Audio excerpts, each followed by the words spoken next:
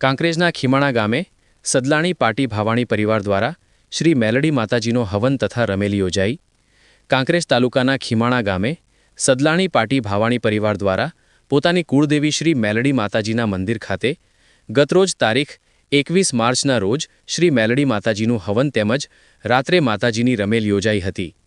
શ્રી મેલડી માતાજીના ભુવાજી શ્રી વખતસિંહ બાગવાનજી પરમાર તેમજ ભુવાજી શ્રી મનુભા અનારજી પરમારના માર્ગદર્શન અને આશીર્વચન હેઠળ યોજાયેલ માતાજીના આ રૂડા અવસર પ્રસંગે ઘણી જ વિશાળ બહોળી સંખ્યામાં સગા સ્નેહી સંબંધી સહિત સંતો મહંતો માતાજીના ભુવાજીઓ સામાજિક આગેવાનો ખીમાણા ગામના દરેક સમાજના આગેવાનો તેમજ ગ્રામજનોએ પોતાની વિશેષ હાજરી આપી માતાજીના આ પાવન પ્રસંગને શોભાવ્યો હતો।